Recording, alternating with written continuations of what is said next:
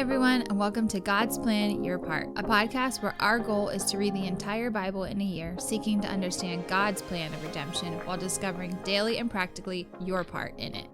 All right, everybody, welcome back. Today we're looking at Psalm 106 and 107, so the reading is a little longer than yesterday. There's more than three verses.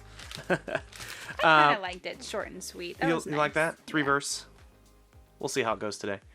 It seems like the theme in both of these Psalms, they are different, but it seems like one of the things that's highlighted is God's love for his people, God's desire to keep his promises, and the fact that we can call out when we're like in trial, in tribulation, in struggle, and God will hear us and turn to us.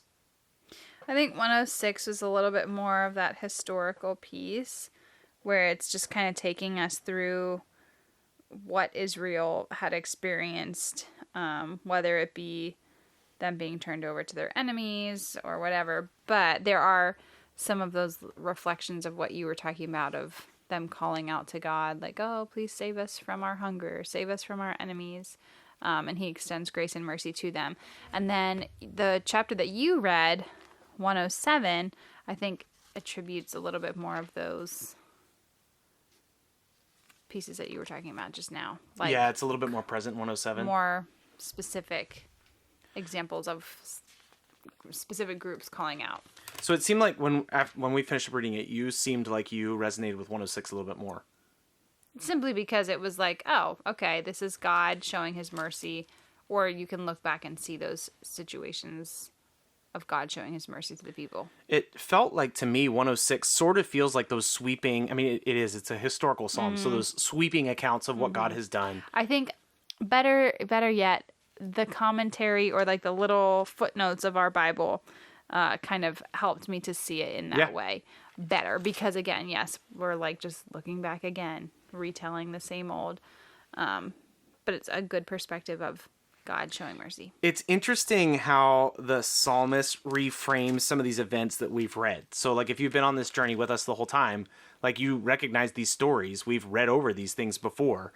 If you look at Psalm 106:32, they angered him at the waters of Meribah and went ill with Moses on their account, for they made his spirit bitter and he spoke rashly with his lips. At Meribah, that's where he was supposed to speak to the rock. But he didn't. And he got punished for that. Well, he also, he kind of fussed at them, too. Like, you're making me so irritated. Yeah. Yeah. I'm going to smack this rock now. Poor guy. I feel bad for him. But it feels like, to me, this psalm also gives a little bit more context to what the people in the psalmist's time believed about those that came into the promised land. It says in verse 37... they sacrificed their sons and their daughters to the demons. They poured out innocent blood, the blood of their sons and daughters whom they sacrificed to the idols at Canaan. We have talked before about how God wanted the Israelites to judge the Canaanites and utterly destroy the Canaanites because they had become so wicked, the things that they were doing were so evil, that God's grace, his long suffering, came to an end. And they needed to be judged for what they were doing. And so here the psalmist is saying they were, in fact, murdering their children to honor an idol, a demon, a false god, that was the god of Canaan. And so gross. Because of that, God's anger was kindled against his people. Guess what? If you're living your life today, my guess is you don't ever want it to be true of you that God's anger is kindled against you. That seems like bad news. Not good. But it's really interesting.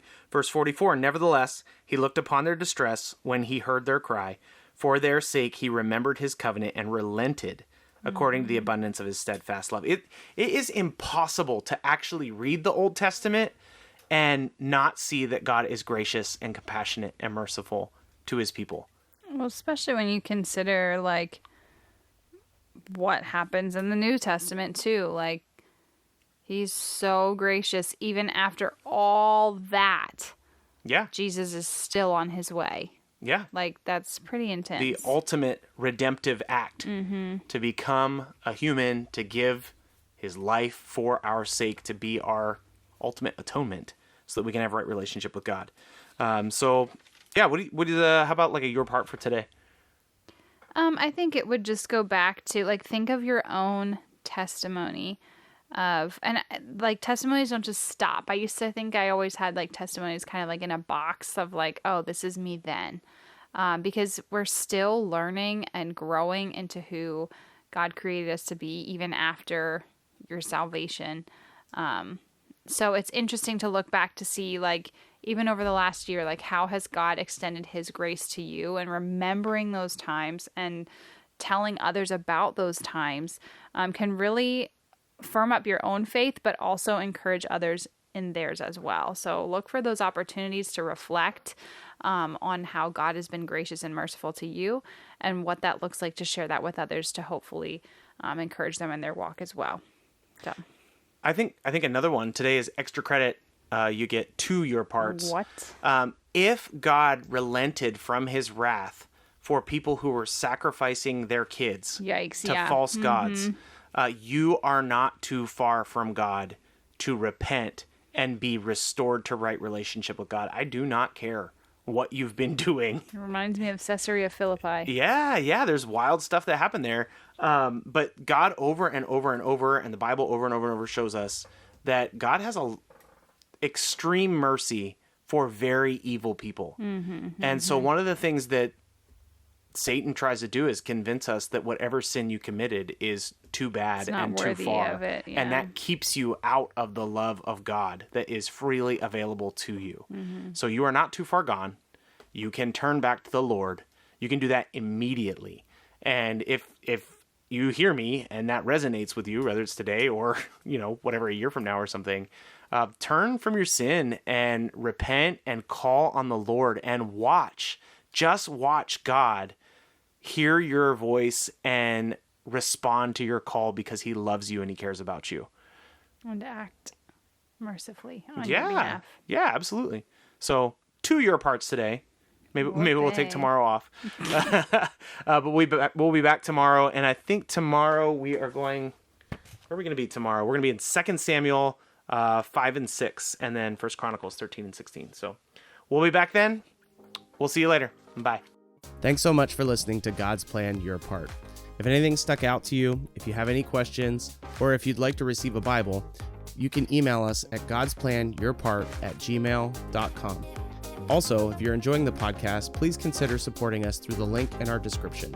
We love that you're on this journey with us, and we hope you have a great day. See you tomorrow.